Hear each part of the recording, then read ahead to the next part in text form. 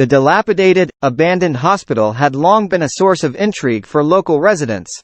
Its windows shattered, walls covered in graffiti, and a heavy shroud of silence cloaking its halls, it stood as a monument to forgotten memories and lost souls.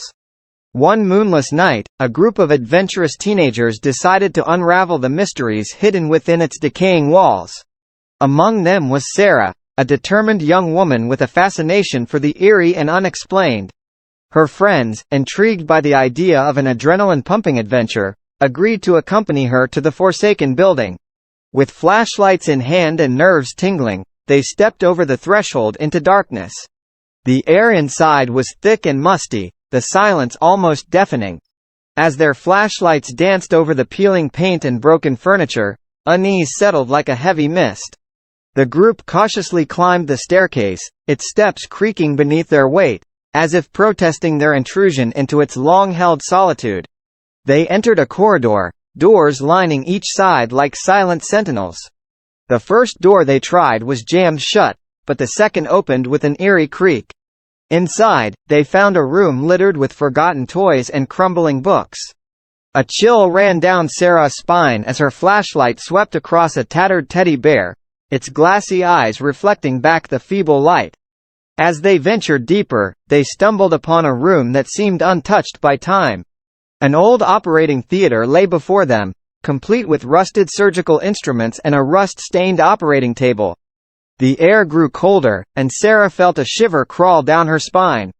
It was as if the room itself remembered the pain and suffering that had once taken place within its walls. Curiosity battled with fear as they continued exploring, each room unveiling more secrets and stories. In one room, they found a collection of patient records, detailing the lives that had once passed through the hospital's doors. Sarah's heart sank as she read about tragic accidents, mysterious illnesses, and lives cut short. The further they delved, the more distorted their sense of time became. Hours felt like minutes, and the boundary between reality and the past blurred. In a room at the end of a forgotten hallway, they discovered a journal left behind by a nurse who had worked there decades ago. Her entries spoke of strange occurrences, flickering lights, distant whispers, and a pervasive feeling of being watched. Suddenly, a loud crash echoed from somewhere below, snapping them out of their reverie. Panic seized them as they realized they weren't alone. Footsteps echoed through the corridors, heavy and deliberate. With hearts pounding, they huddled together, their flashlights trembling in their hands. In the dim light, they saw shadows flicker and dance across the walls, unnatural shapes that seemed to move independently of their sources. A whisper seemed to emerge from the very walls, sending shivers down their spines. Fear hung heavy in the air, thick as the darkness that surrounded them. They made a desperate dash for the exit, their breath ragged and hearts racing.